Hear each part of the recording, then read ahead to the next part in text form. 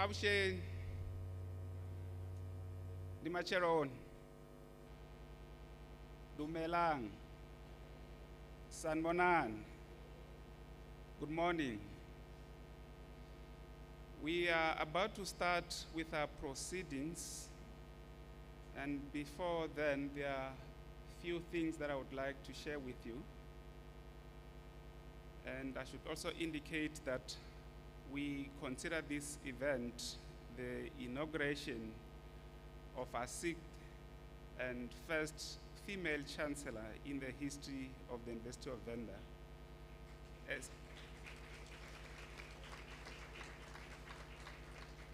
So we indeed consider this as a watershed event in the history of our institution. I should also share with you that we are having this event when the university is celebrating 40 years of its existence. So we have planned a number of events that will be building up to the main event, which will take place in October this year. So regarding today's event, we would like to request that when the procession enters the auditorium, we all rise. So I'll give you a signal when the procession arrives so that we should all rise.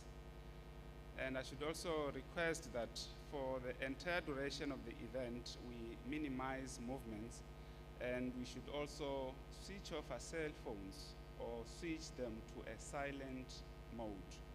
So this will assist us to enhance the quality of our proceedings.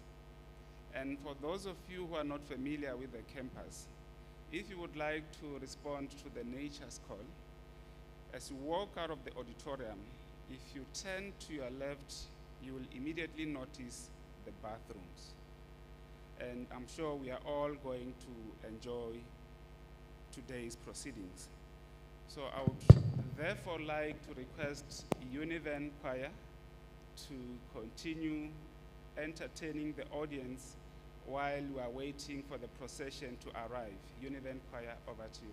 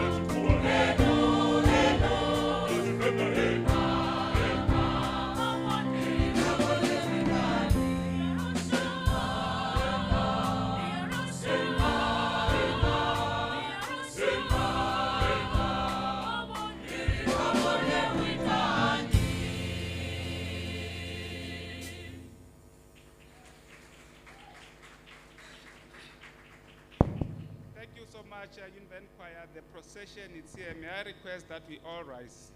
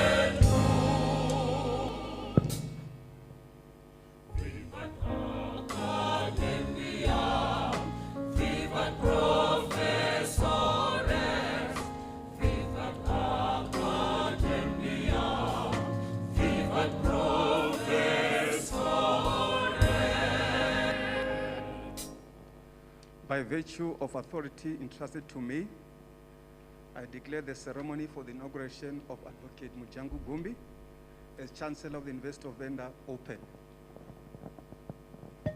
Please be seated.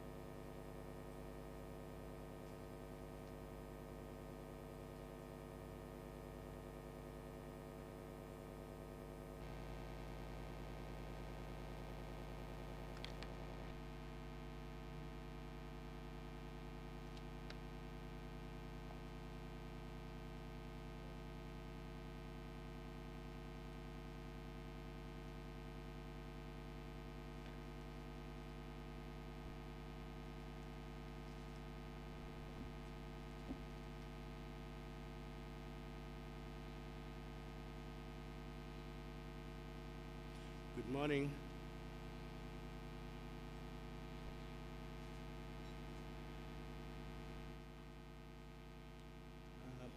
By way of introduction, my name is Juneas Lekgetha, and I'm the Chairman of the Council of University of Venda. Madam Chancellor-elect, Vice-Chancellor, Dr. Bernard Tabeleni, and members of the Executive and Senior Management, members of the Council and Senate, Chairperson of Inauguration Growth Company and representative of the traditional leaders, Tovela Masia, President of Convocation, Mr. Sylvester Mutadi, and members of Convocation present here today. Former Minister of Science and Technology, Mr. Msiwiri Mangena, Chinese Ambassador to South Africa, Mr. Chen Xiaodong, and your entourage, South African National Commission for UNESCO Secretary General, Mr. Carlton Lukwevu, UC Chancellor, Dr. Precious Muloi Mtsipe, and Chancellors of other universities present here today. MEC Pauli Bushelo, on behalf of the Premier of the Limpopo Province, University of South Africa CEO, Professor Armin Bauer, who's joining us virtually, former Chair of University Council, Mr. Srobi Maja, and all other former members of the Council, former University Chancellor and current Vice Chancellor, Osifako Makatu, University Professor Peter Mbati, UJ Vice Chancellor, Professor Chilizi Marwala, retired Deputy Chief Justice Tikhamu Seneke, Judge Lekhodi, Justice Edwin Cameron joined us virtually, event student Ms. Basisana Kumalo, Venda District Executive Mayor and mayors of local municipalities, our sponsors and donors, staff and students, SRC President Mr. Mangani and your entourage, religious and traditional leaders, representatives of different media houses, and also the family of the Chancellor-elect. I can see they're quite here in numbers. Thank you for coming out to support. Ladies and gentlemen, on behalf of our beloved Univen community, I greet you all on this very special day. This day marks a very special era in the history of our institution. It marks an important dispensation in our commitment to serve our nation. This is one of the first of the many events that will be celebrated in lieu of our 40th anniversary. While we reflect on this first graduation cohort of 1985 graduations, only 2 female students graduated in that particular year. Today, more than 60% of first graduation constitutes for females, and this shows how successful we have been in attracting interest among our society. It is not just attracting females, but many of our scarce skills qualifications categories have now celebrated an increase in female graduates in our institution. Our contribution to the national skills requirements has been immensely predominated by female graduates. After 40 years of leadership led by male-only chancellors, the Univen community has finally made the politically relevant choice and discovered that a female chancellor would indeed be rationally correct. As we normally say, we finally have a mother in the kitchen, in the house. There will no longer be the burning of meat, which remain tasteless in our plates.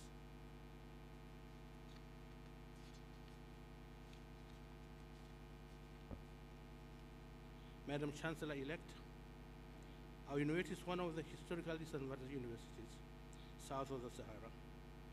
It resembles a struggle for existence and visibility in the context of the political battles fought by our nation against the discrimination of apartheid. It resembles the fight for space in recognition amongst the many previously white-dominated institutions and leadership. Today, Univen attests to a successful war against such discrimination that has robbed out our nation of the benefits and contribution of women in the development of our institution of higher learning. As the 6th and first female chancellor, you resemble a turnaround point in the leadership of this university.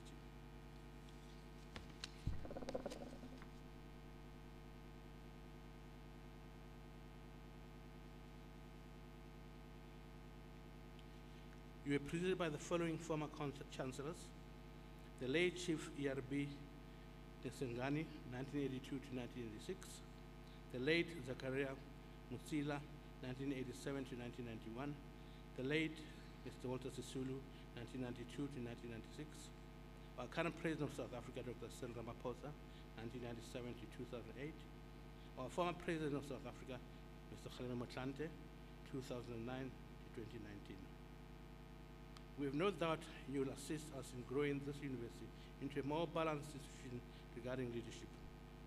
Decisions that will emanate from your contribution will assist in ensuring that our female colleagues are afforded the best opportunity to express themselves on the plight of women and children in this country. We thank you for accepting the leadership in our institution and the trust you accorded to our nomination. Madam Chancellor, you've already challenged our leadership on matters of fundraising. The biggest challenge of many of our institutions is financial sustainability. You've already challenged us to start from searching our own pockets before we could ask someone to contribute. We've already produced over 60,000 graduates in the 40 years of our existence. We have the greatest ammunition to create resources for infrastructural development and financial stability through potential connections born of our own alumni. We therefore welcome your presence in our campus to redirect us in the role that we need to play in society, both locally, nationally, and internationally. You carry the flag of many successful and influential leaders. The university will rally around your personal brand to deliver its mandate of teaching, research, and community engagement. Our University Council has already noted your burning desire to lead an institution even before you are formally inaugurated in your position. Our campus remains your home even after your term of office. We thus welcome you and trust that when Gauteng temperatures rise, you will always choose to come and rest under the mangrove arbors and purple trees of our campus. To all our special guests, we appreciate your presence here today.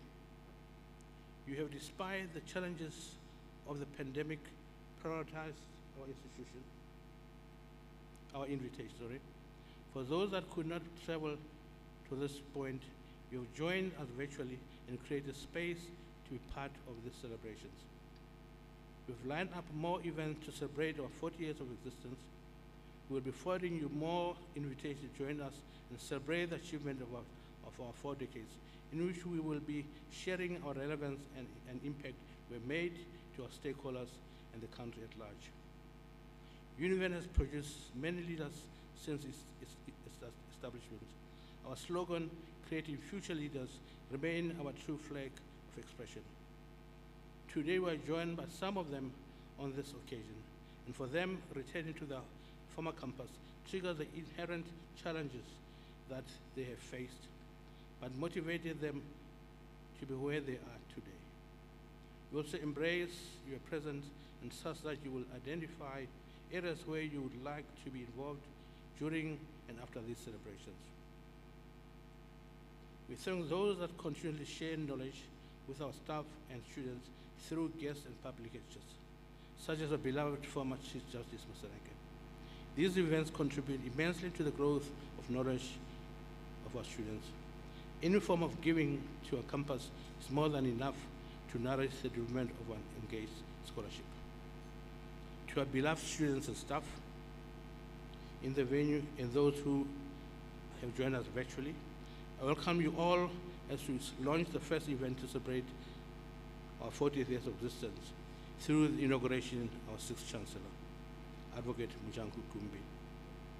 We have endorsed a special logo that we'll use for the duration of this 40th anniversary celebrations.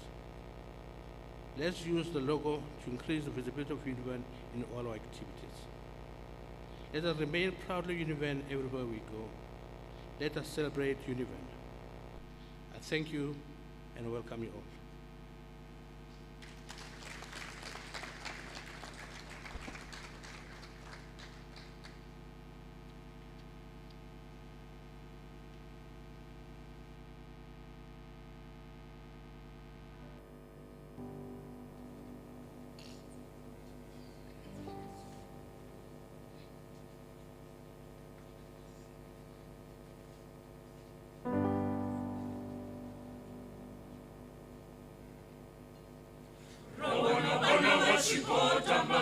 imbelela shinoni, bachiri tumununule murambo kumeza. Rawana bana bachikotamba, bachi imbelela shinoni, bachiri tumununule murambo kumeza. Tumununule murambo, bachiri tumununule murambo kumeza. Tumununule murambo, bachiri tumununule murambo kumeza. Bachiri tumununule murambo kumeza. Bachiri tumununule murambo kumeza. Bachiri tumununule murambo kumeza.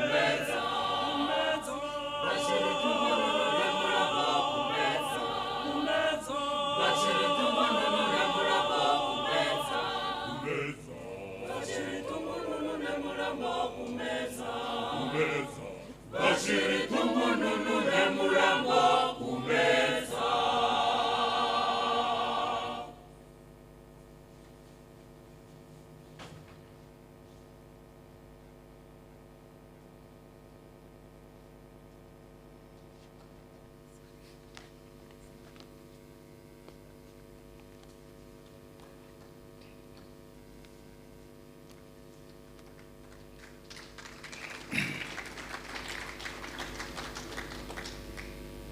Chairperson of Council, I wish to confirm that all the provisions of the Act, as well as the statute, with regard to the appointment of the Chancellor has been followed to the letter, and that Advocate Mojanku Gumbi is duly appointed as Chancellor of the University of Venda. And I'll proceed to read from the relevant section of the University of Venda Statute, Chapter 3 thereof, the functions of the Chancellor. The Chancellor is the titular head of the university and confers all degrees and award all diplomas and certificates on behalf of the university. Thank you, Mr. Chairperson of Council.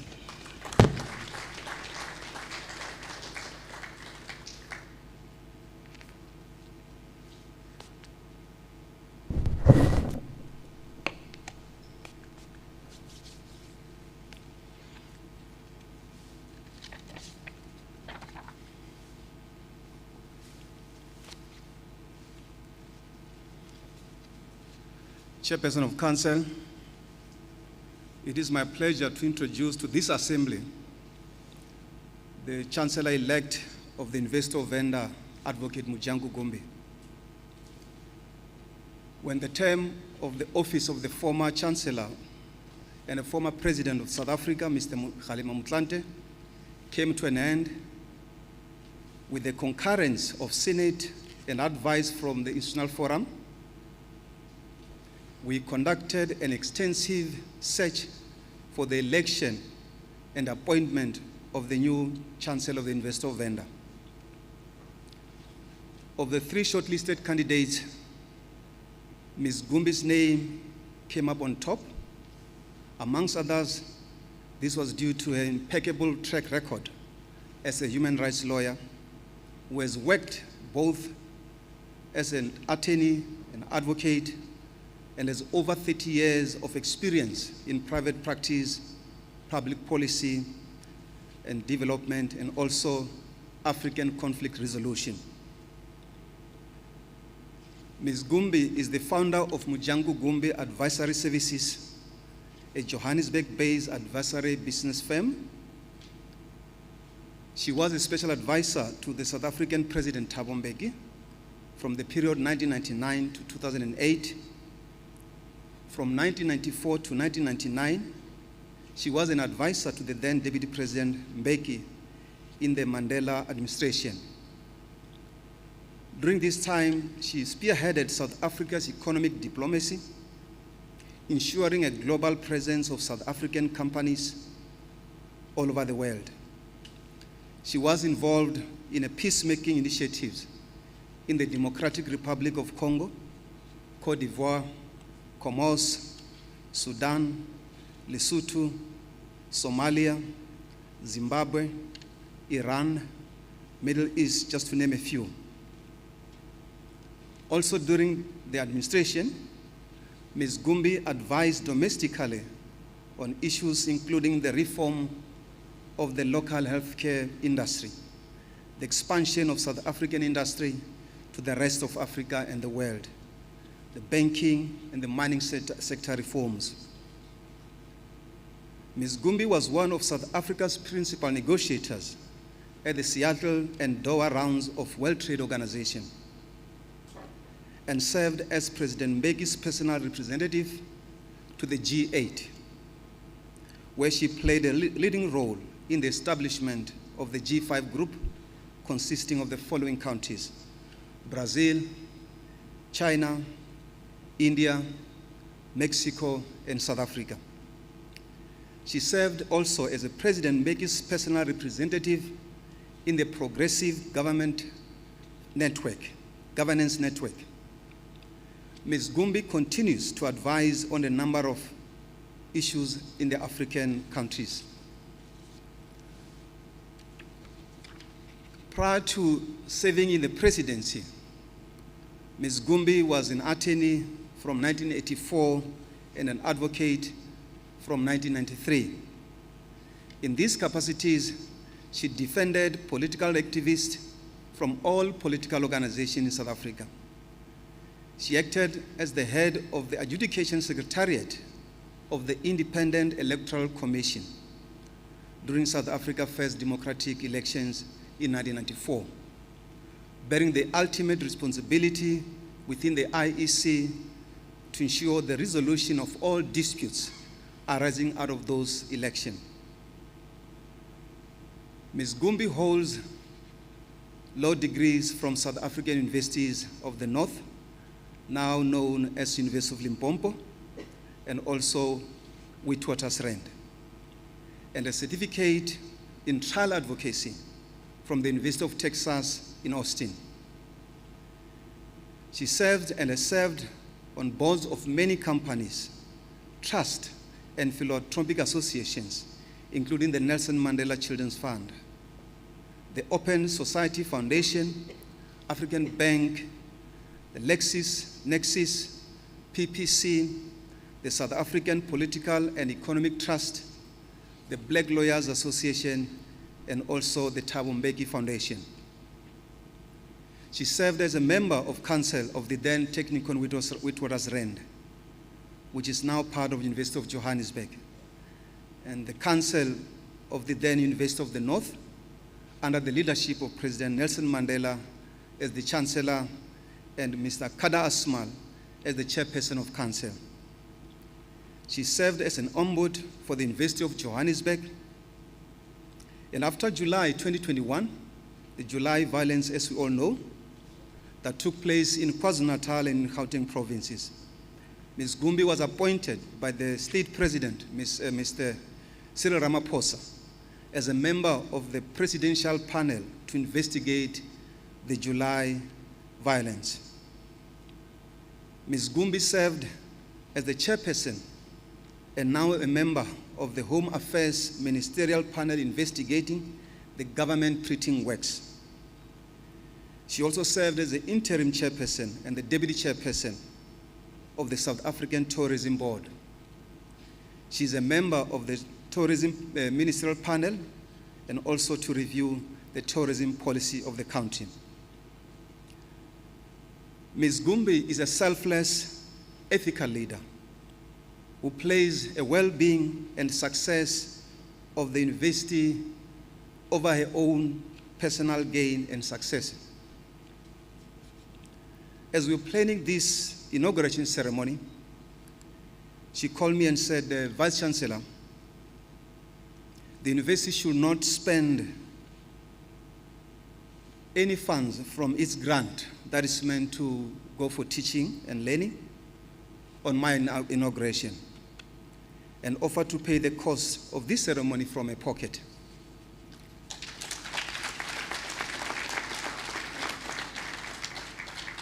Thank you. Noting my slight reservations about her request and instruction, she reiterated the same request and instruction at the meeting that I convened to brief her on the progress with regard to the preparations that are leading to this ceremony. So by the Chairperson of Council, where she made it clear that she wouldn't want the university to be spending money that is meant to be for teaching and learning. Thus, in my view, a great leadership. Great leaders are selfless. They are servants who facilitate the success of others. I thank you.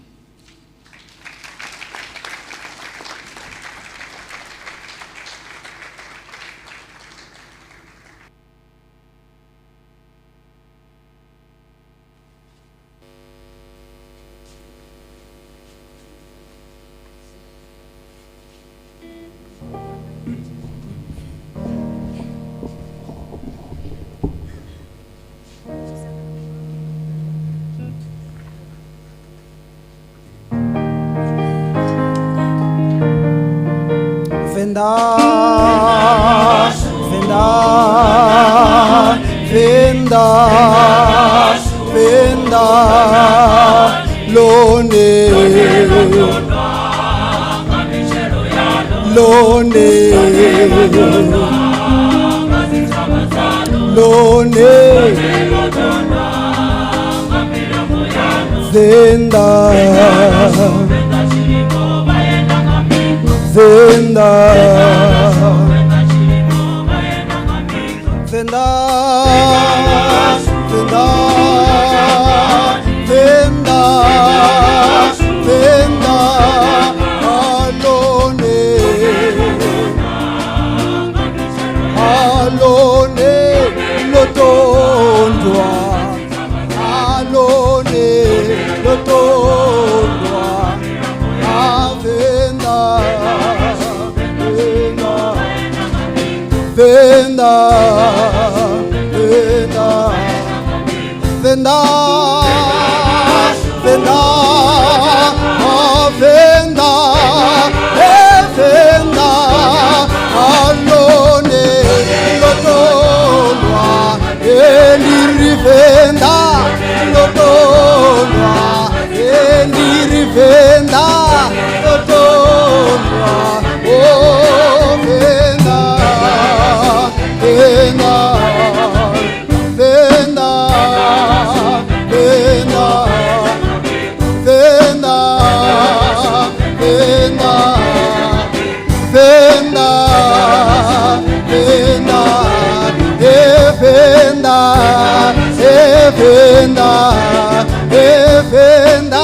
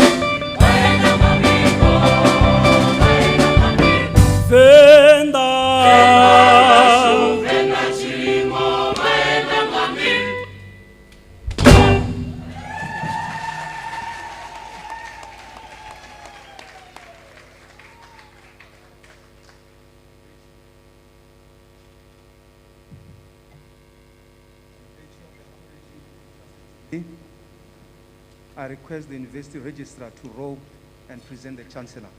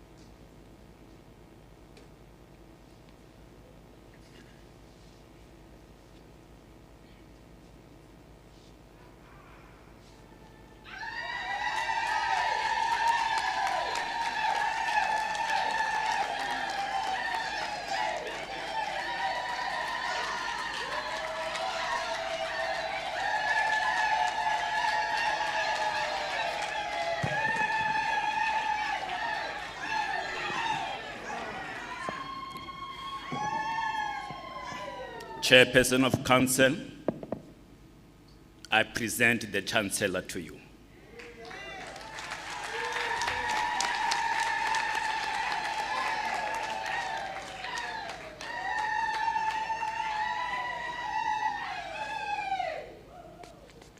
By virtue of the authority entrusted to me, I have the honor to invite the Chancellor to read the inauguration oath of office.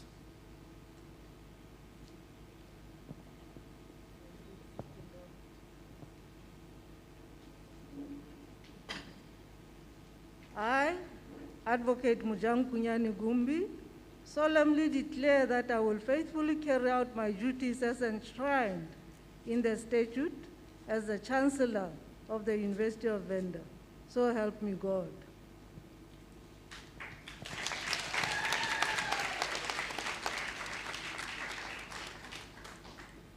By virtue of the authority entrusted to me, I declare Advocate Mojanku Gumbi inaugurated as the 6th Chancellor of the University of Venda. Congratulations.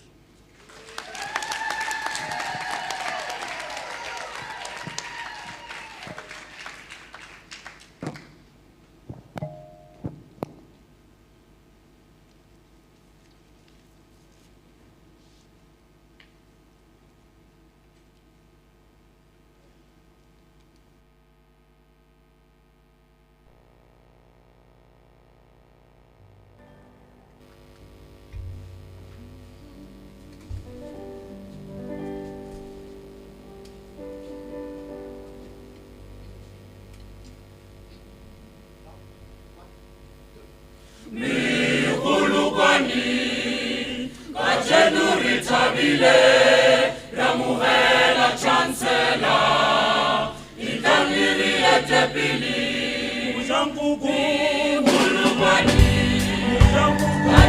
Gumbi, Ramuhela Chancellor, Itangiri Etepili, Mojanku Gumbi, Mojanku Gumbi, Ramuhela Chancellor.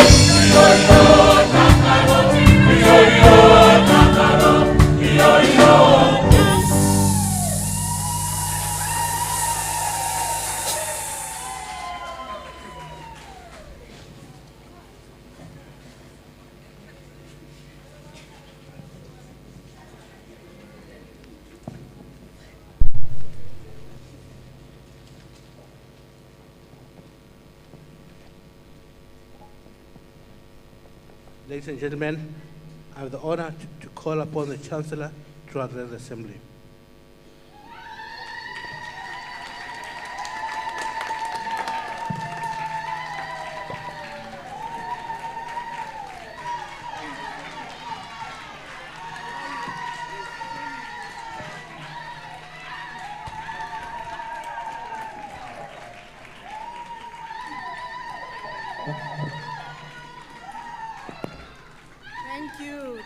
Thank you very much.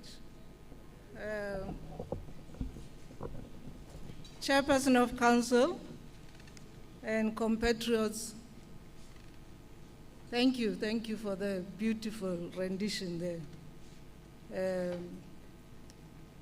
We are, I don't know whether fortunately or unfortunately, the generation chosen to bear a calamity that we never thought possible, the COVID pandemic. So before I start, may I ask that we rise to recognize and remember those who we lost due to this calamity.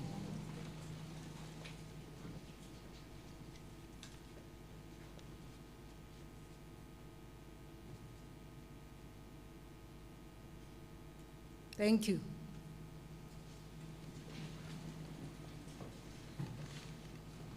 Ladies and gentlemen, Dimacheloni, the Chairperson of Council has fortunately thanked and acknowledged all those who need to be acknowledged, and he did it in the right order, because I would have messed it up. Thank you so much, Chairperson of Council, for doing that. All I can say is that I concur with you in the acknowledgements, and I recognize all those important people that you recognize.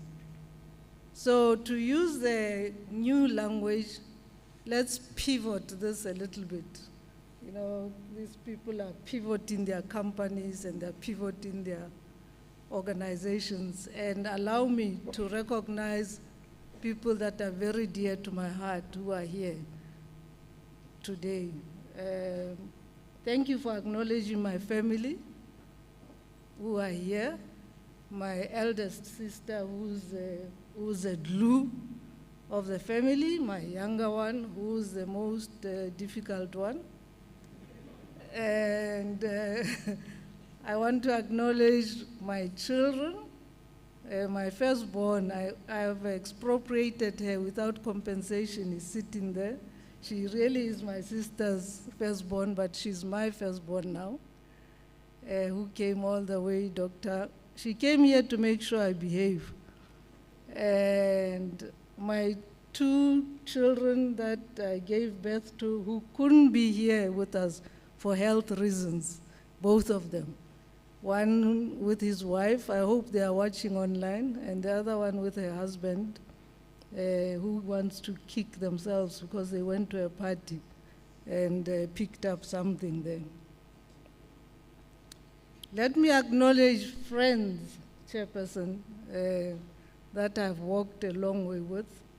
One who was born just about 4 months after me, but we're still together up to now, Bunolo there. I want to acknowledge my dear sisters. Like everybody else, Chairperson, you know, we live in a normal world, despite what the Vice Chancellor said about me. I live in a normal world, so I have members of my Stokvel who have accompanied me here. And my Stokie is sitting at that table, and Komozo is a sister, and Makoti from Tavanchu, my sister Siadimo Pearl, Chris Popzana, and your partner. Thank you very much for coming all the way. I want to acknowledge friends, Ntateli Melitele, for coming all the way from Bloemfontein. My dearest sister and brother, Advocate Kabashe SC, and Tulani, those are really my brothers and sisters. My baby sister Vasana has already been acknowledged, and she came all the way from Cape Town to be with us today with your two sisters. Thank you so much for coming through. And she was like, no, if it's Venda, I'm coming with you, Mojanku. She belongs to a group of women also who bring their good wishes, and we are going to tap on them to assist the university. I think the one judge that you missed chairperson is a brother. So I'm glad that you missed calling him a judge, because he's also the one who's going to look after my children if I go before him. And that's Phineas Mujapelo, who's been a brother for a long time. Finn, thank you so much for coming. The superstar ones, I won't talk, Dikgang is a brother, but he's also, former Deputy Chief Justice Musenek, but to me, he's a brother. And Francis, thank you so much for coming. I know they call you Judge President in Mpumalanga, but to me, you are Francis. I can't do. Judge Lekgetha was very young. He mustn't think that he belongs to our generation. So, but I will recognize him, even though he's a little, Patud, not Lekgetha. He's a bit young, so he's trying to belong to our generation. And he's not succeeding. The problem with doing this is that you end up leaving somebody out. And I know Advocate Mureka will kill me after this. But thank you so much to all those watching online.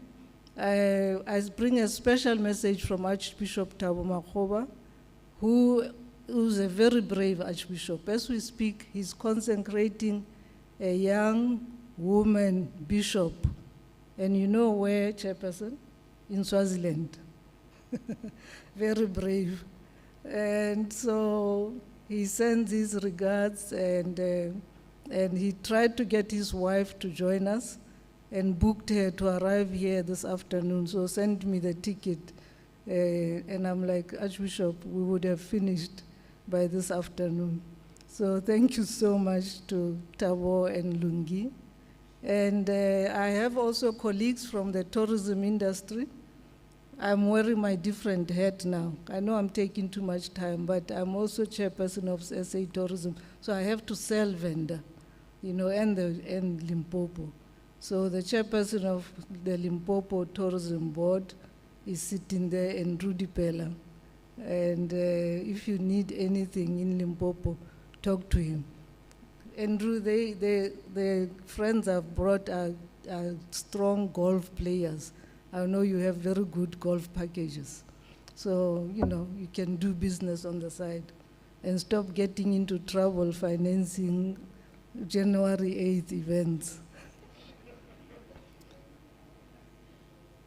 Chairperson, and let me then start. Allow me to thank the community that makes up the University of Venda, led by the University Council, for the distinctive honor extended to me to be elected Chancellor of this outstanding Center of Learning. It's an honor that I accept with humility, in particular because I follow in the hallowed footsteps of one of the outstanding sons of our country, Tate Walter Sisulu, as well as those of Presidents Matamela, Cyril Ramaphosa, and Kgalema Motlanthe, whose gown I'm wearing. This is Khalima's gown and hat. When the university said to me, let's try and get something, I'm like, I know, I can use it. I do not want to get into trouble by stating that I do not intend to step into their shoes, like the enigmatic one once said about his predecessor, whose shoes I also don't want to step into. I do hope, however, that I will have the privilege of drawing on the wise counsel of those of my predecessors who are still with us. This role, Chairperson, has given me the distinct honor of being part of a groundbreaking initiative started by one of our chancellors, Dr. Precious Moloi-Motsepe, who wanted to be with us today but had to turn back. She was flying in this morning, but turned back because of the weather. The initiative brings together current and former chancellors of universities to harness their collective wisdom in the interest of higher education. It is an initiative which, while recognize the status of chancellors as titular heads of universities, seeks to bring them into a common forum in aid of universities. We are encouraged by the support that this initiative has received from vice chancellors, and we will be working with them and chairpersons of councils to refine its work. This year, as you've heard from the Chairperson of Council, we are celebrating the 40th anniversary of the founding of the University of Venda. This university started off as a branch of the University of the North, then the University of the North, both established to give effect to the dehumanizing apartheid project of providing inferior education to black students, such that, on qualification, they serve the needs of the Bantustan system. However, both institutions went on to defy the shameful circumstances of their birth to become the low-key of our struggle and part of the midwives of our new society. Vice Chancellor, a number of former students of this university reached out to me when they learned about this event. I've already mentioned how Basitsana reached out. Another one who I thought I'm going to mention is Ms. Shelley Machaba, the CEO of PricewaterhouseCoopers Southern Africa. Yet another of your outstanding alumni who left us too soon, Mr. Lutendo Sigogo, led us with distinction as president of the Black Lawyers Association. I mentioned but a few of the many alumni of this university who defied the circumstances of its birth to become outstanding members of society. Amongst them, we count the Director General of Home Affairs now, who also reached out to me. I've also heard from the former Statistician General, Ntate Padili Hotla, who told me that this was his hunting ground. He used to come here to find the best mathematician who he molded into statisticians. Congratulations to the staff of this university. You've done very well.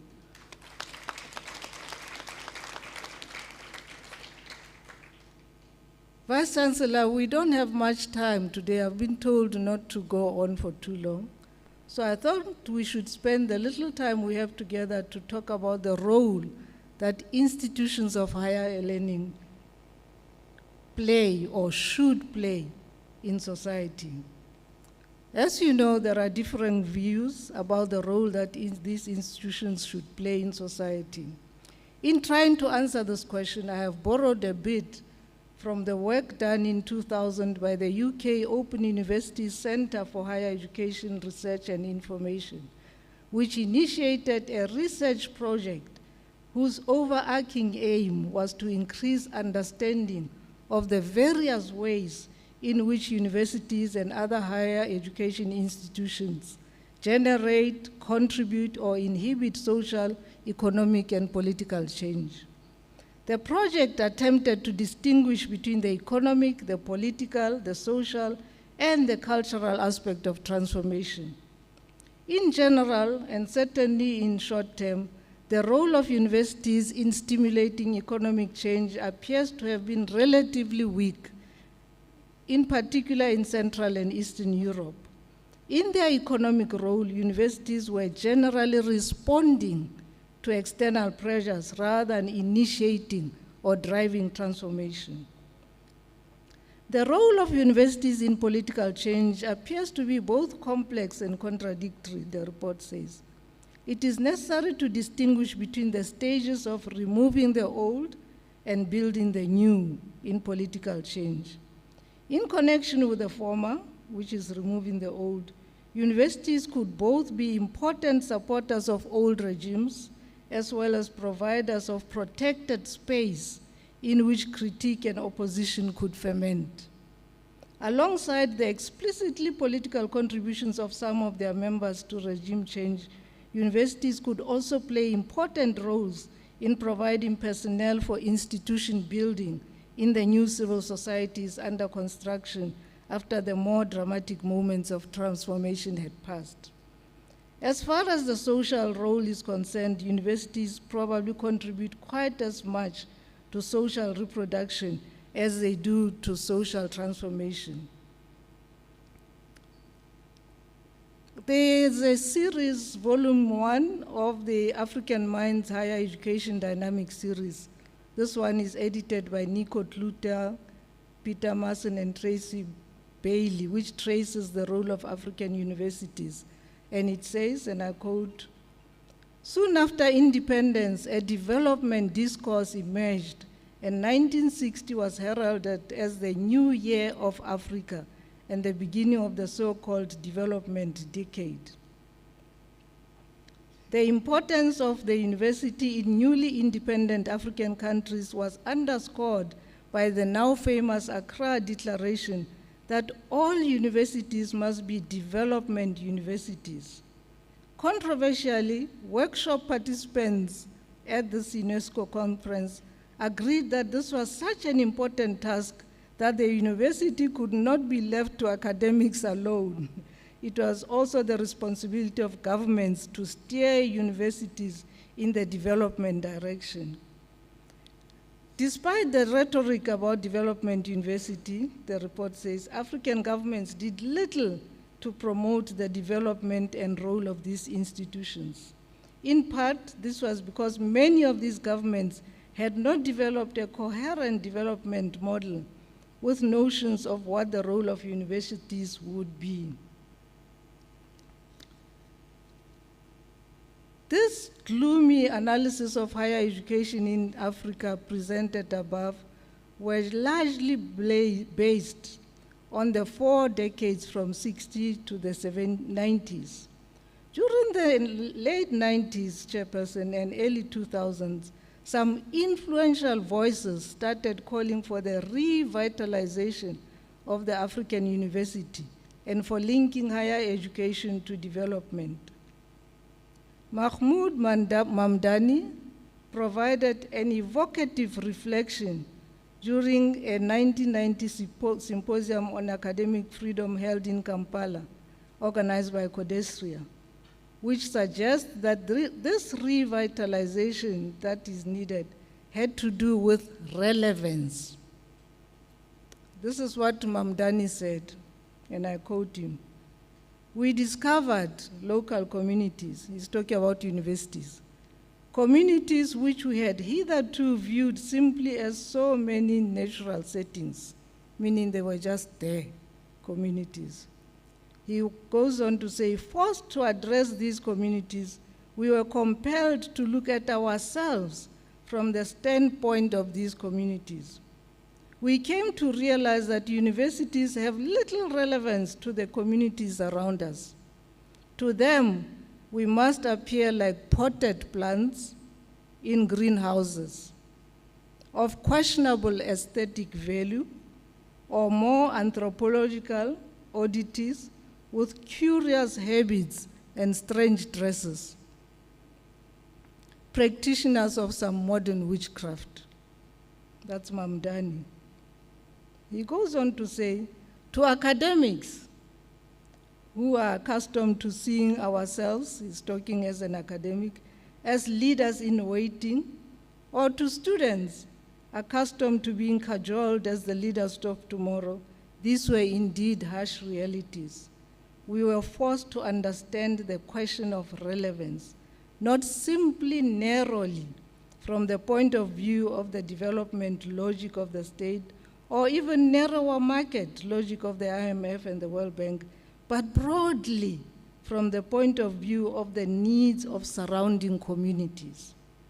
But we had always resisted any demand for a broad relevance in the name of maintaining quality.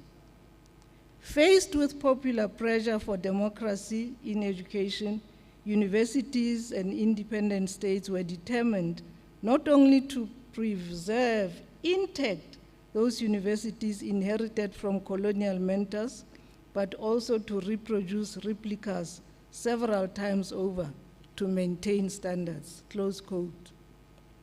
Let me add to Mamdani's scathing attack on us and add the caution, Chairperson, from Amilcar Cabral, that when waging a struggle, and I quote, "the people are not fighting for ideas, for the things in anyone's head. They are fighting to win material benefits, to live better and in peace, to see their lives go forward. to guarantee the future of their children, close quote. Historically, South African universities have mostly not shied away from assuming their role as an integral part of the forces waging a struggle against apartheid. In the late 60s, we know that the South African Student Organization made its mark within university, finding support not only among students, but also staff and workers alike. SASO eventually gave birth to the 76 Soweto riots, which breathed life into the broader liberation movement at a time when some were almost on their knees. Recently, the Fees Must Fall movement, which, just like the 76 riots, were not only about the use of Afrikaans as a medium of instruction, were not only about student fees, but also the rights of workers, again reminded us that universities can still act as incubators of strong social movements. If, in the words of Mamdani, universities should not be potted plants in greenhouses of questionable aesthetic value with curious habits and strange dresses, practitioners of some modern witchcraft, what should they do or say to help resolve the very glaring challenges that our country is facing now? Writing in the Daily Maverick of 21 September 2021, the Vice Chancellor of the University of Free State, Professor Francis Peterson, says, and I quote him, "South Africa is in trouble. No matter what your political or ethical persuasion, this much is abundantly clear. And if some of the opinions expressed lately by prominent economists are anything to go by, many are losing faith in whether we can still turn around a downward economic trajectory. But before we make up our minds either way, it is important to first face a truth that lies at the core of it all. It is impossible to build a thriving economy on the back of a divided society. This makes societal reform a logical departure point for any economic relief effort. And here, he says, the higher education sector has a definite and vital role to play. On the battlefield of unexpected calamities, the South African economy can be compared to a soldier who has taken too many hits. First, the devastating impact on so many sectors of our society caused by COVID-19 lockdowns and restrictions, followed by the question over misspent or missing pandemic support funds, and then the final agonizing blow, the looting and destruction in Gauteng and KwaZulu-Natal in July, leaving a gaping hole of around 50 billion in damages. Equally heartbreaking and disconcerting as the physical damages and the loss of life is the damage caused to our nation's psyche, with racist and classist fault lines reappearing, fueled by the divisive rhetoric on unscrupulous leaders.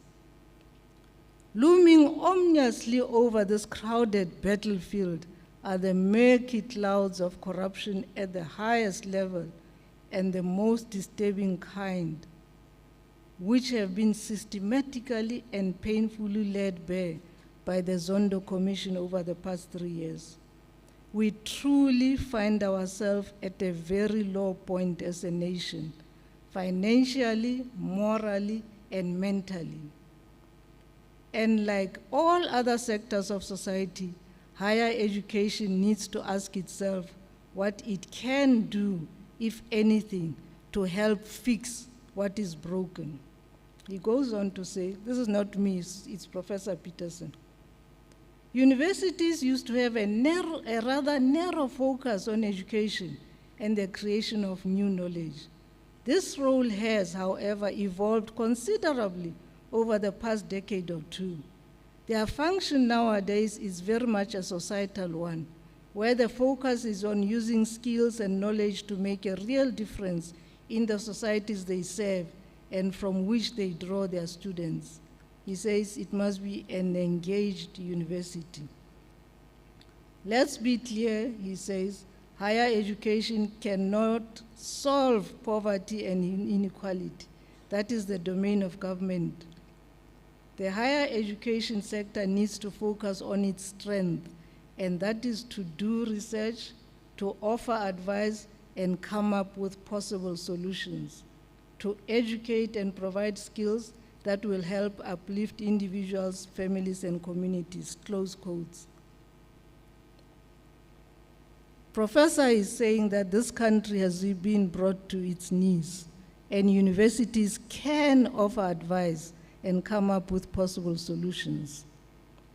I listened to a parliamentary debate recently, and the term cognitive dissonance came to mind. Even as we go through the rituals of our parliamentary system, recent history must teach us to employ a modicum of believability. The truth is that we are faced with a complete erosion of the moral fiber of our society. In a country where close to 300,000 people died from COVID, political leaders saw it fit to steal funds aimed at procuring life-saving equipment for their citizens, the very people they sought to protect and provide for. Millions go to bed hungry. On the 6th of August last year, the president reopened application for the 350 social relief grant. Less than 2 weeks after the reopening, 11,237,724 applications for the grant were received. In 2 weeks, over 11 million applications for the 350 grant were received. On the one hand, the South African government has been living far beyond its means since 2009. The result has been that annual deficits have led to debt that is now estimated to exceed 4.4 trillion in the current financial year. The interest that this debt incurs, the debt service costs, will exceed 300 billion annually from the next financial year, 2022-2023 onwards. This is the fastest growing item of spending, bigger than spending on education, on health, on social grants, and on policing. The fiscal envelope is just over 4.9 trillion over the next 3 years, which is about 1.6, 1.7 trillion a year. If this is breached, government will either have to introduce painful tax increases or may experience a debt crisis leading to massive capital outflows and currency depreciation.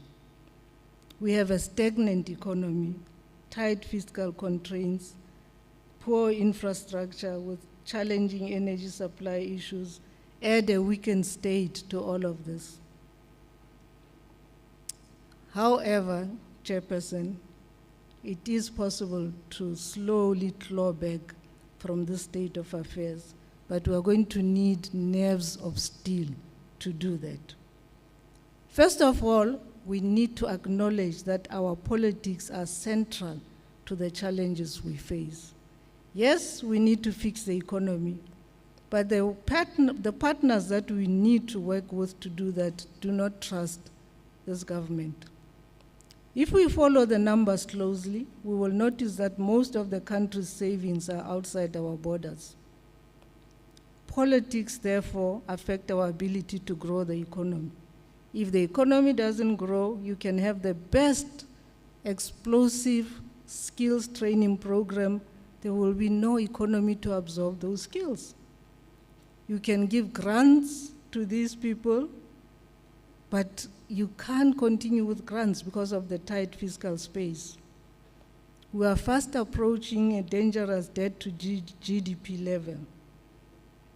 And in the middle of all of this, Chairperson, the leader of society says to us, please continue to give us a chance.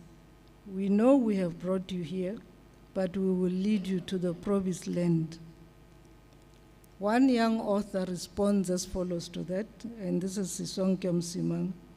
She says, and I quote, "Your role in the revolution will not save you. Your history of speech-making and sleeping in a cold detention cell will not save you. Not even back-breaking labor on Robben Island will spare you the skepticism of today's champions of freedom. Gramsci tells us the old is dying and the new cannot be born. But in my country, the young ones have been born. They have been born and they are just now beginning to walk. So this is an interregnum, one in which the new is emerging and there is bittersweet hope." Close quotes. Another young of our young scholars, Dr. Stembele Mbete, writes, and I quote, "Nearly 3 decades after the watershed 1994 elections, democratization has not brought about the significant improvement in economic well-being that many desired and expected. With nearly 40% unemployment and one of the highest levels of inequality in the world, the majority of South Africans have not yet fully celebrated the fruits of freedom from apartheid," close quote. I suppose, Chairperson, as Bantu Biko taught us, that in terms of doubt, go to the sources. One of the sources is the book of Jeremiah, chapter 29, verse 11, which states that, "For I know the plans I have for you, declares the Lord, plans for welfare and not for evil, to give you a future and a hope," close quote. Shall we continue to live in hope? Well, that is what an engaged university should be able to tell us. Chairperson Lutuli's party disintegrated in front of our eyes. Sobukwe's party disintegrated in front of our eyes. Biko's party disintegrated in front of our eyes. Our mission is to continue on that path. Allow me, Chairperson, to respond a little bit as I come towards the end to the question, the age-old question asked by Lenin on what is to be done. First, we need a capable state. We know that. Bayo Olikoshi, another young scholar, says that there is no policy system that can be properly effective, no matter the political will you have, no matter the investment you make in capacity, if there is not a robust and coherent civil service as the embodiment of policy planning, policy vision, and policy implementation, close quotes. In a country such as South Africa, with the levels of inequality we have to aggressively lift those at the bottom and ensure that those at the top support them. So an engaged university should tell us whether the prospects of a wealth tax will work in this country. Chairperson, there are countries that implement what is called a core payment system for public service goods, where the government pays for part of it and the consumer pays for part of it. There is no reason why we cannot investigate systems of core payment. And it can be in anything: health, police, education, housing, all of it. All you have to do is to find out how much the government pays and how much do the citizens pay. Understanding the meaning of Mao Zedong's age-old call to let 100 flowers bloom and 100 schools of thought contend, which is a challenge that he put primarily to the intelligentsia in China. I posit that perhaps a true renewal of our country might require, amongst others, a genuine cleaning out of the corrupt elements in the state at all levels, ensuring that we persuade the best talent that this country has to offer its services to the public sector at all levels. An unmediated interaction with the people through their organized formations with a view to getting their input on what needs to be done to reset the clock, because reset the clock we have to. Definitely living within our means, Chairperson. I know that many people have had drilled into their heads the fact that we always have to budget for a deficit. No, we don't. Let me make just one example. We collect 1.6 trillion per annum in taxes. The deficit for the year ending 2022 is 479 billion, just over 479 billion. Allocations to provinces is 544 billion rand. Now these provinces, the provincial legislatures cannot pass any law that is inconsistent with the national law. Why do we have them? You know, why do we not build strong local government and look boldly at taking away this 544.8 billion, which would wipe out the need for a deficit? We can have a balanced budget. There are also lots of smaller amounts sitting throughout government, and we have been told that there's going to be a rationalization of entities in government, which was spoken about but has never been initiated. Let us do that. And then based on that, we develop a realistic economic recovery plan. There can't be a one-size-fits-all. When you do, you can't, in Venda, you'd find fruit and vegetables, and you can have a dry port because it's very close to our neighboring countries. And you can drive the Africa Continental Free Trade Area from here. But you know, in Wheatbank, there's coal. You know, there's no coal here. I don't think there is. So you have to go area by area to know how you do that. And then finally, we don't have a lot of time. We need to fix our broken social structures. I don't know how many of you have gone to a public hospital, to a police station, to see what goes on there. It's heartbreaking, and it can be fixed. You know, we have to believe that we can do it, because we can do it. I'm proud to say, Chairperson, that this university, amongst many other initiatives, is an involved university. I know that recently, influenced very much, I think, by the Vice Chancellor of the University of Johannesburg, you signed a smart city partnership that really is going to take us places. Now, I don't know, he's threatening you, Vice Chancellor. Maybe he wants to become Vice Chancellor of the University of Venda when he retires from University of Johannesburg. But my final words is just to say that this is our country. More grease to our elbows as we bring all hands on deck. Allow me to end this speech with a poem taken from volume 7 of the Solplaki EU Poetry Anthology, selected by Goodenough Mashego, Koleka Putuma, Peter Odendal, and our esteemed poet laureate Mungani Walisorot. The poet is written by Jim Pascual Agustin, and it's titled, "The Octopus Cannot Help Living Like Most Politicians." And it goes like this.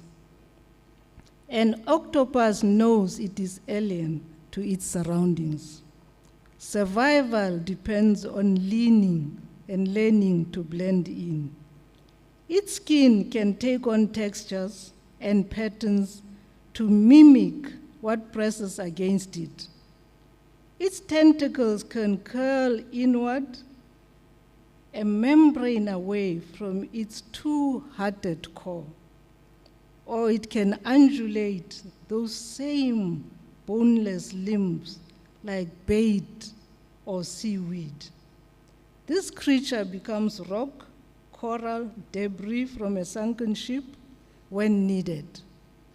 Once uncovered, it bursts with a flourish of ink, like so many words flushed out but void of meaning, until it gropes into a new existence, takes hold of the role of the hunter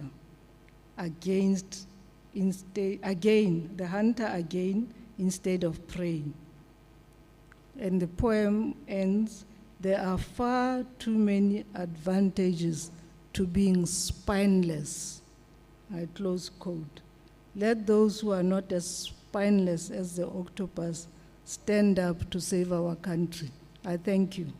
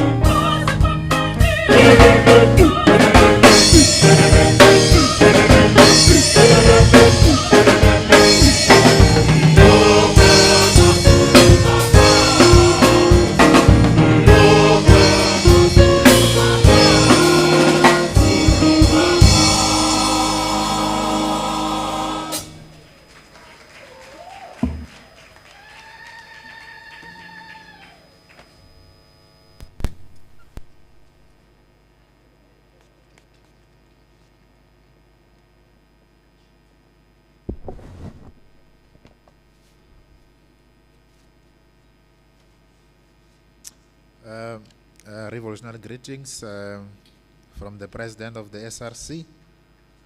Already the Chairperson of the Council acknowledged everyone who's attending this inauguration. But to the Vice Chancellor, Dr. Ntambeleni, the reason why I'm looking at him, I know that he will be doing this to me. Allow me to take this opportunity to welcome and congratulate the Sixth Chancellor of the University of Venda, Advocate. What impresses me is that she is the first female Chancellor of the university, so that must be an inspiration to our females out there. The University of Venda still needs to grow bigger. It still needs to grow bigger and bigger than the way it is today. And you, Advocate, together with Dr. Ntambeleni, you can make it upon yourselves and upon your terms to make sure that our university goes to another level.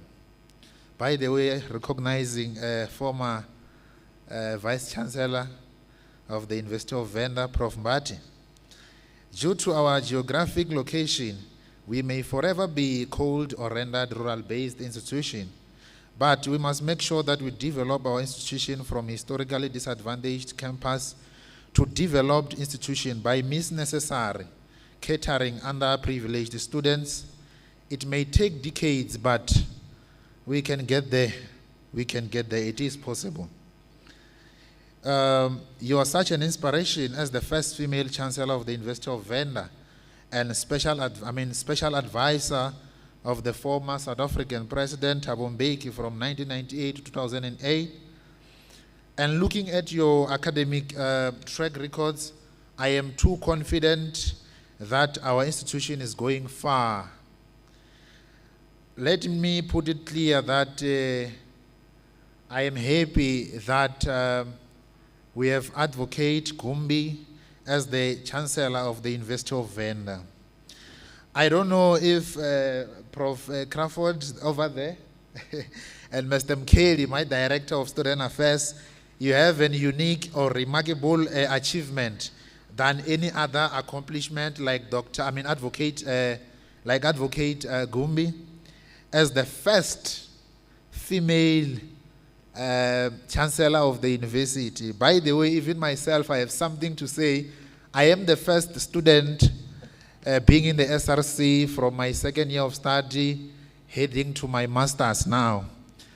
By the venture of saying that, it means that the students have a trust on me by voting me again from my second year until the master's. So, again, I would like to say that I am the first president to can defeat the ruling party well-resourced by more than 3,000 votes for the first time at the University of Venda. Without wasting more time, let me say that the SRC sends heartfelt congratulations to you, Advocate. You have a creativity and determination to do whatever you can dream. I hope you feel proud today and confident in your ability to rise to your next level. I did not want to say this because I know that we are here to celebrate, but allow me to say it. The Vice Chancellor here just said, Advocate paid everything here. Check, everything is gold here. It's very nice, beautiful. Media, everything is prepared. Everything is in order. So the university did not waste any money. She paid from her pocket. We appreciate that, Advo. We really appreciate. But in conclusion, I would like to say, as I said, some of the things I was not supposed to be saying it, but allow me to just say it, just for instance, because we got an opportunity. You are here as the Chancellor, as well as the VC is here today. In our institution, we still have students who are financially excluded. We may request as the SRC to say, what if the money which was supposed to host this event be directed and assist those students who are excluded financially? Even if it's 400,000, it can assist those who are financially blocked, because we know that she's going to pay from her own pocket. So that money which is supposed to host this event, may it be directed straight to those students. We are still in under registration processes. So in conclusion, Nakensa, Ndiaribuwa, I thank you. Salute, Wagwan.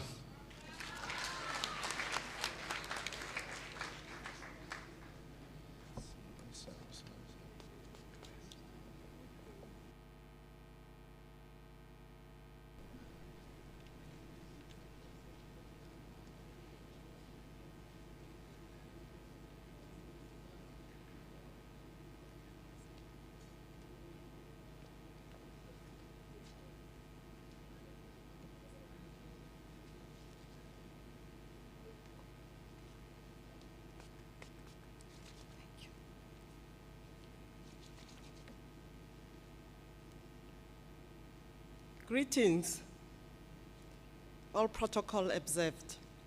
On behalf of Senate, I greet you all.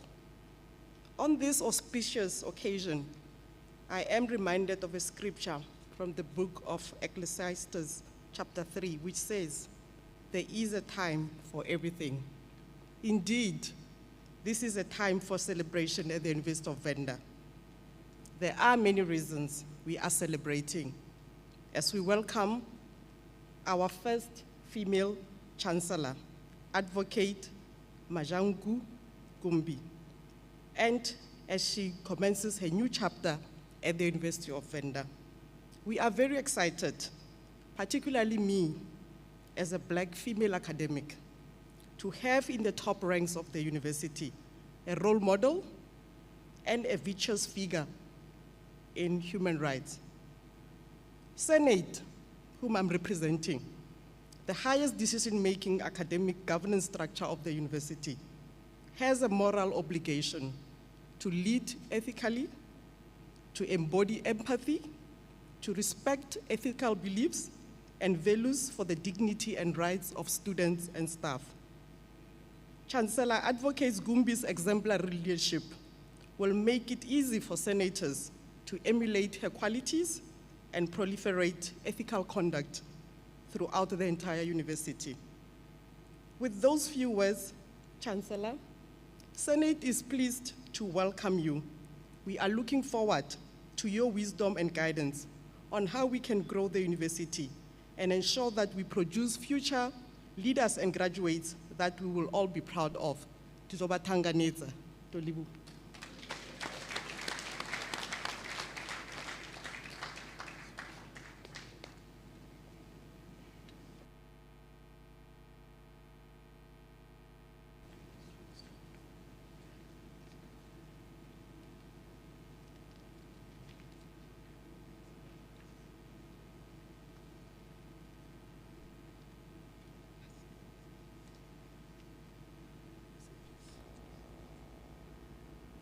Chancellor Advocate Mojanku Gumbi, Chair of the Council, Mr. Juneas Lekgetha, Vice Chancellor, Dr. Bernard Ntambeleni, ladies and gentlemen.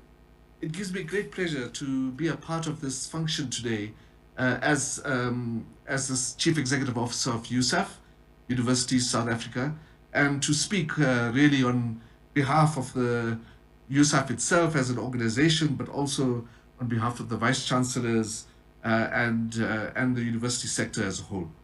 And I'm just very sad that I can't be there in person to experience this wonderful day with you. It gives me a wonderful pleasure also just to reflect a little bit on the purpose of, the purpose of chancellors within universities, and I think that we should all understand that chancellors are selected by universities on the basis that they embody the integral values of institutions. A lot of time and effort is spent in trying to understand whether the individual that is being chosen does represent those values of institutions. And there can't be a more important time in the history of South Africa for us to really focus in on the issue of values, and especially for institutions like the University of Venda and all the other universities. These chancellors have to be expressive of those values. They have to not just embody those values, but would have had to have shown through their life experiences that those values are values that they abide by. And of course, universities engage in a rigorous process in arriving at a decision of who to appoint as a chancellor. These rigorous processes begin, in the faculty boards, in departments, and then through the Senate, and then at the Council of the University. And of course, it's the Council of the University that makes the final decision. And of course, we have to ask ourselves, why is it that the Council finally chose Advocate Mojanku Gumbi? And of course, the reason is that it is confident that Advocate Goombi does embody those values. She does carry those values, and we see those values in action in her world, if you like. And in fact, that as the titular head of the University of Venda, she represents a very important symbol of the university. So, who is Advocate Goombi, and why is the University of Venda so confident that she will play this role? I have to just begin by saying that I have no doubt at all that she is an absolutely wonderful candidate for Chancellor. But let's just take a snapshot, of Advocate Goombi. First of all, I mean, we don't have to go back very far when we think about the fact that President Cyril Ramaphosa just recently appointed her onto an expert panel to carry out a thorough and critical review of South Africa's security systems. What can be more important, right, at this point in time, when that security system has been so implicated in a number of shenanigans going on in our country at the moment? She's a human rights lawyer, and she's been very important as a human rights lawyer. She carries with her the enormous experience in addressing issues around human rights. And of course, she's ably qualified to be a human rights lawyer. She carries a wealth of experience as a legal mind in terms of really building policy, working with other agencies in terms of building policy. And of course, as I mentioned earlier, she's also involved in conflict resolution. And I'll come back to that in a minute. She was a special advisor to President Thabo Mbeki between 1999 and 2008. And in fact, before that, was advisor to Deputy President Thabo Mbeki. And she played she was very much the face of that presidency in many respects, notwithstanding the fact that President Mbeki was also a very high profile, a very public figure. But she did play a very public role during that presidency. So what did she work on? She worked on policy development with a group of policy experts that were really superb. She worked on in the economics terrain, in trying to understand how to ensure that South Africa's participation in the global economy was on track, and more importantly, that as South Africa began to explore opportunities, business opportunities in other parts of South Africa, in other parts of our continent, she played an important diplomacy role there. And of course, as I mentioned earlier, she worked on peacekeeping, peacemaking, I should say, in many parts of the world. Not just in South Africa, not just in our continent, but also globally. So she's somebody who comes with enormous experiences to the University of Venda as its titular head. Perhaps as important, she serves on the boards of many agencies, many foundations, many trusts, and in particular, she served on boards that are of relevance to the University of Venda, and of these I refer to the Open Society Foundation of South Africa, and of course also the Nelson Mandela Children's Fund. These have really important implications for the University of Venda, and she'll have much to share. My own sort of engagement with Advocate Goombi really came, it has been ongoing, but really came to the fore between 2015 and 2017, when she, together with a range of other high-profile figures, set out to try and understand how to address the big challenges set at the door of the universities by the Rhodes Must Fall and Fees Must Fall campaigns. And I have to tell you that this was not an easy task, because it came at a time when most of our universities had shut down or were in the process of shutting down. It came at a time when the space for discussion and negotiation and so on was shutting down. But what she and the others did was open up that space and create the opportunity for engagement. And of course, this was not plain sailing. This is a very difficult task largely because it really depended so heavily on different forms of leadership and so on. And I have to say that had it not been for this intervention, it is very unlikely that we would have emerged from that period in the way that we did.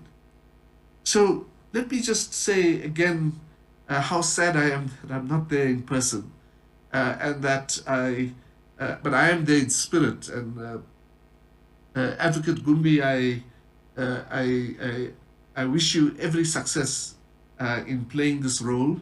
I have no doubt that you have all the capabilities of doing it, and together with the other chancellors, the chancellors in the new University Chancellors Forum, I hope very much that we will continue to work with each other in bringing together the tremendous energy, if you like, that you and others bring to helping to resolve some of the big challenges faced by our sector.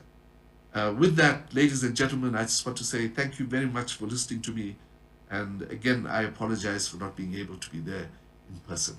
Thank you very much.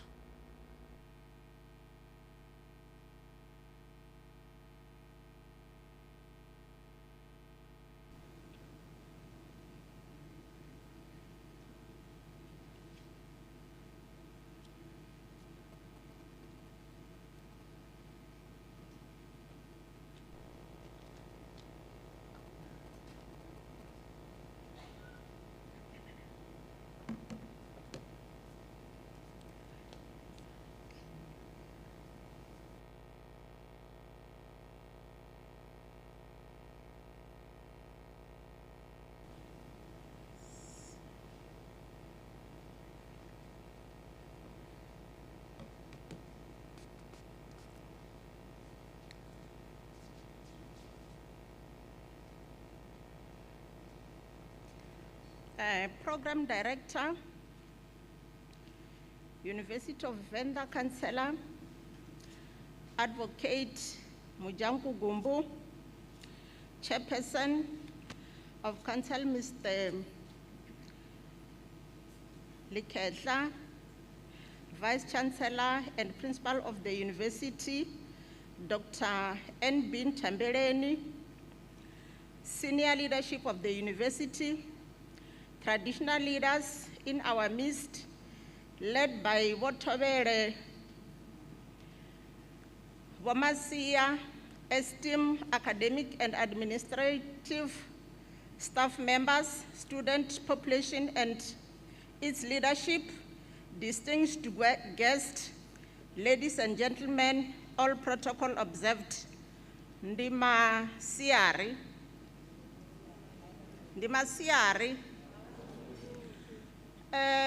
Panda ha musi ndi tshi nga thoma na u amba ndi ḓo humbela u thusiwa ndi ite zwo fanelaho kha ri luvhe.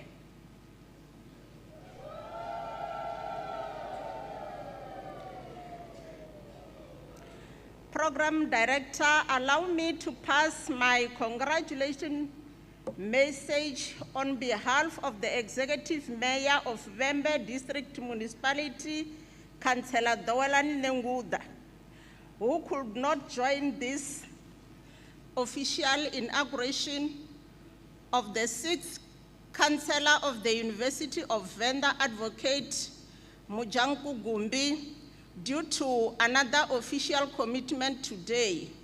He told me earlier that I must express his words of congratulate and appreciate to the university for inviting him to be part of this historic occasion. The university, the inauguration of Advocate Mojanku Gumbi as the sixth chancellor of this university and the celebration of the 40th anniversary of the university since its establishment in 1982. We are congratulating the university for taking a correct decision in appointing a first capable black woman as its chancellor since its inception.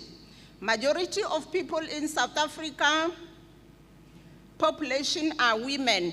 Majority of students in our universities are women, but majority of senior management staff members in our universities are males. Remember, this is a 27th year in a democratic South Africa. Imagine a country with gender equality entrenched in its constitution. That is why we are congratulating Adv Mojanku Gumbi in your appointment. We wish you the best. Program Director, the university has produced many government senior managers, legal professionals of higher caliber, agricultural specialists, nurses, pedagogics, health professionals, environmental experts, and many others. I stand here before you, Advocate Mojanku Gumbi,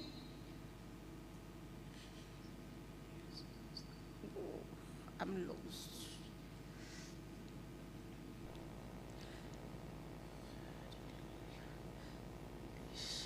However, the university has assisted in reducing poverty level, reduce unemployment, and increase real salaries to most families in Venda District who earned a qualification in this university. We are all alive to the fact that chances of those with higher education qualifications get employment in the job market is higher than those without qualification. Those with higher qualifications can also access businesses opportunities and start a sustainable business than those without.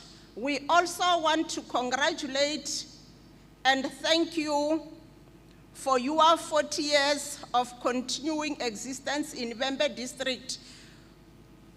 We can all see all harvest the sweet fruits from this university. We wish you many years to come. No one can sleep hungry with opportunities and skills. Our small businesses sectors is struggling. Mostly of locals have closed their shops or rented them out precisely because of lack of basic skills.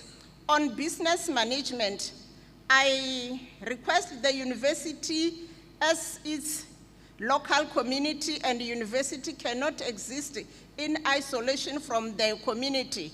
It serves because it is part of the community. Program Director, we will continue to support the university in its request to provide quality education to our people. We will also work with you in your request to provide relevant education and important both theoretical and practical skills to our students.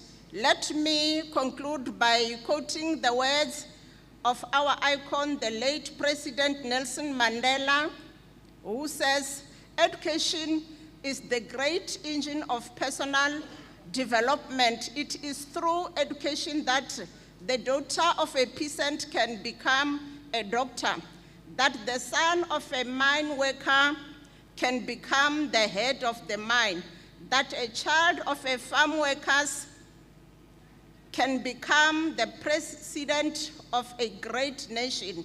It is what we make out of what we have, not what we are given, that separates one person from another," close quote. With these few words, on behalf of the Executive Mayor of Venda District Municipality and the entire population of Venda District, we congratulate Advocate Mojanku Gumbi in your inauguration as the Sixth Chancellor of the University of Venda. We also wish the university all the best in its 40th anniversary. Malibongwe. Thank you.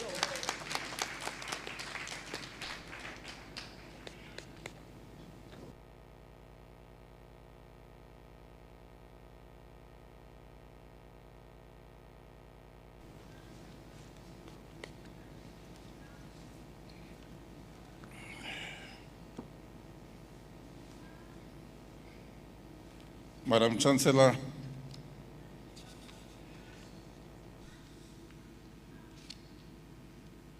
Madam Mojanku Gumbi, Vice Chancellor Dr. Ntambirini, Chairperson of Council, Mr. Lekgetha, and other members of Council, Tobele, Wochibase, Vaneva Mav, Vanda University, Yodro Hone. I have seen the list of important guests is long. Shall I say all protocols observed?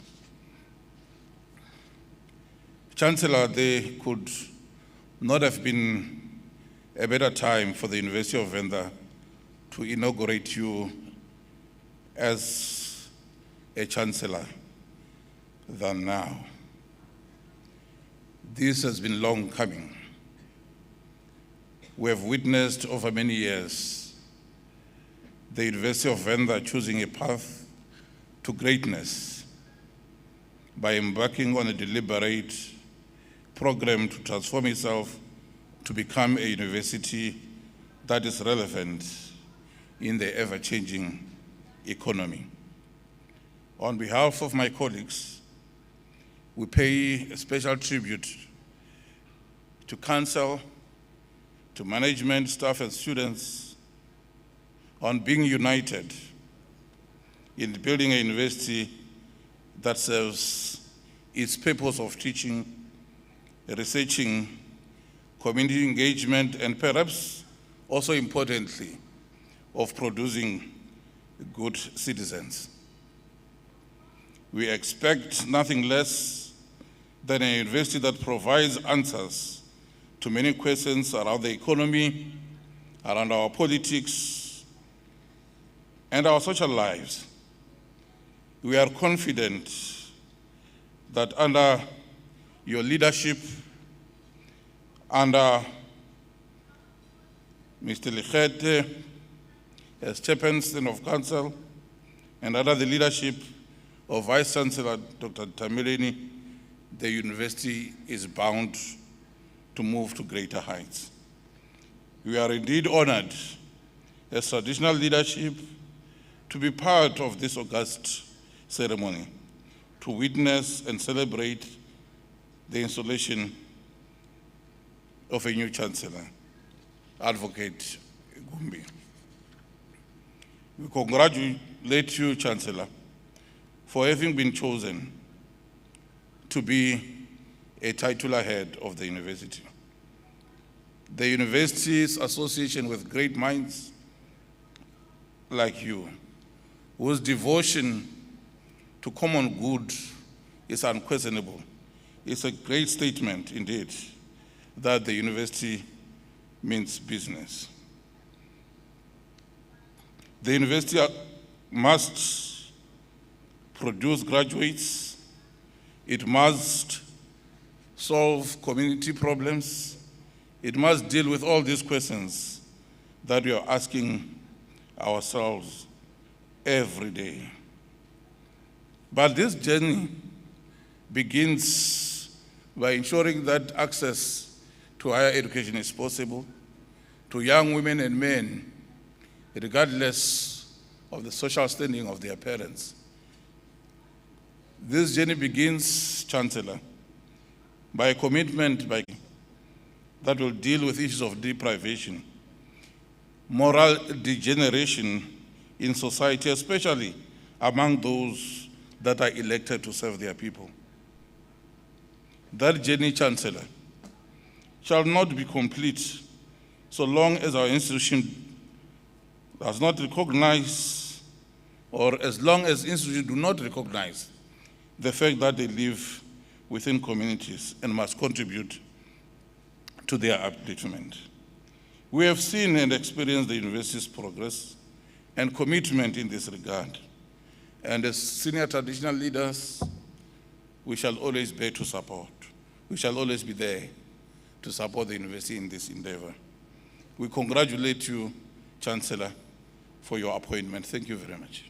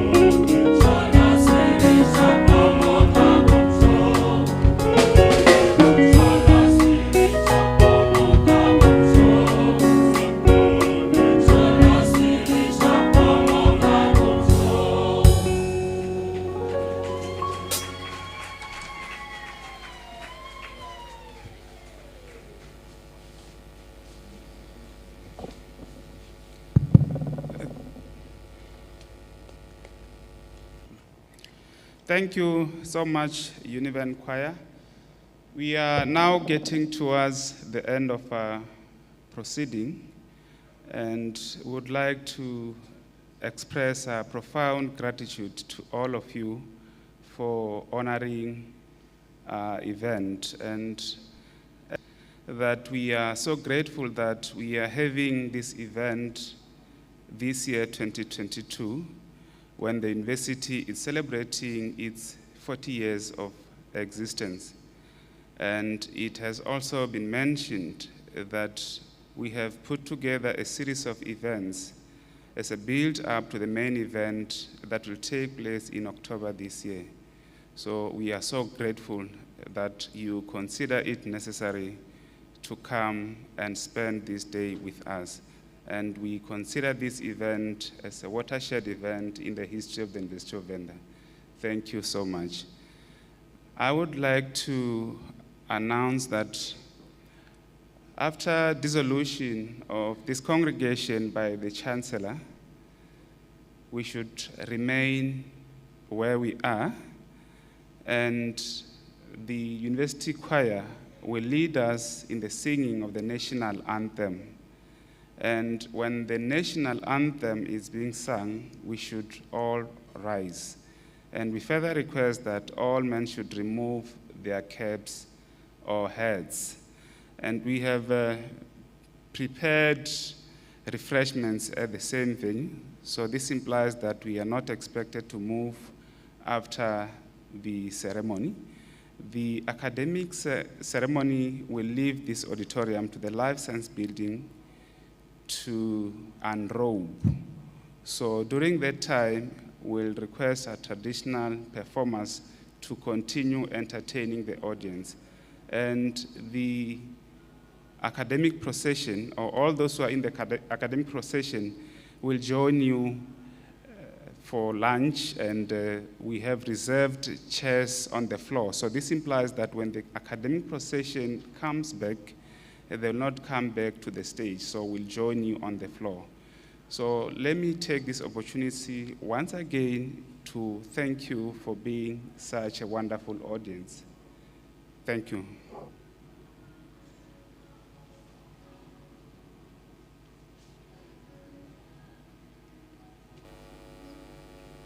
May I request that we rise as Union Empire proceeds.